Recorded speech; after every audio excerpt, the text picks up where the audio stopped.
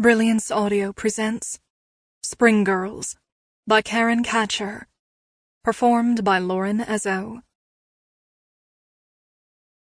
On a rainy spring afternoon, Janie sat with her son Christian in the dark movie theater. They were only moments away from the big climactic scene where the family of superheroes takes the villain down and saves the day. She was barely paying attention to the action on screen, having seen this particular kids' movie before. It was a second run, a promotional tool for the upcoming sequel to be released in June. But she'd needed to get out of the house, distract herself from the disquiet she'd been feeling ever since she'd gotten out of bed. She couldn't pinpoint the cause of her unease. It was just there when she'd opened her eyes, much like the heavy, gray clouds consuming the sky. When the movie ended and the credits rolled, they followed the crowd to the exit. She stopped near a wall of video games, searching for her keys in her purse. Christian pulled on her blouse, his fingers slick with butter from the bag of popcorn he'd eaten, leaving grease stains on her last clean shirt. "I can't see," he whined, and he crawled up her leg and all the way up her body, as though he were a spider on the trunk of a tree. He wrapped his ropey arms around her neck. His forearms squeezed her throat. "There's nothing to see." She tried to loosen his grip where his arm had dug into her larynx. "It's just a video game." It was a game meant for mature audiences, but of course it was more popular among the younger kids. It was full of death and destruction, and shooting characters who looked too much like real people, blowing up cars and buildings. "I want to see!" He tightened his grip on her neck. "Christian!" She coughed, grabbed his arms, tried to pull them away from her throat. There were black spots in front of her eyes. For a second, she thought she might pass out. She tried to pry him off. The scent of buttery popcorn filled her nose.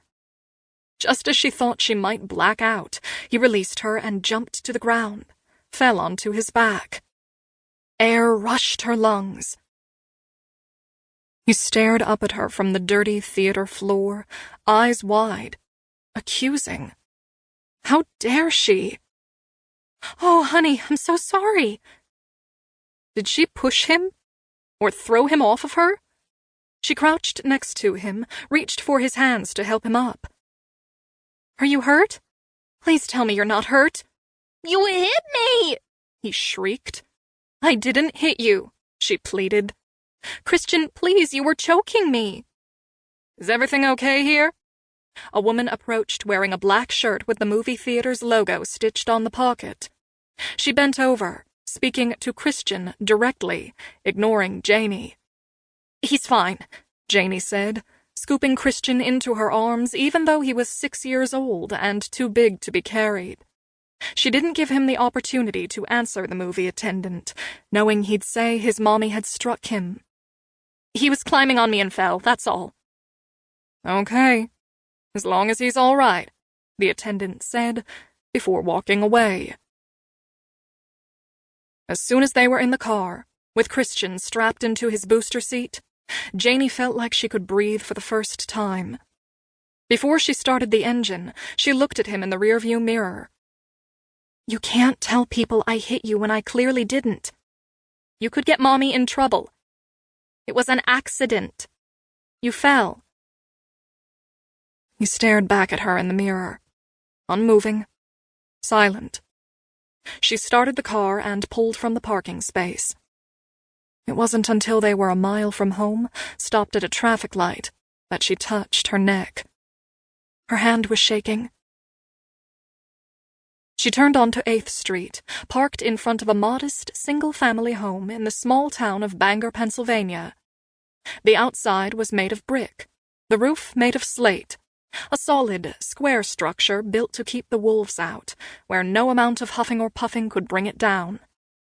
She'd bought the home when Christian had turned 2 years old, sinking every penny she could scrape together into the house. A desperate need for a safe place to raise her son.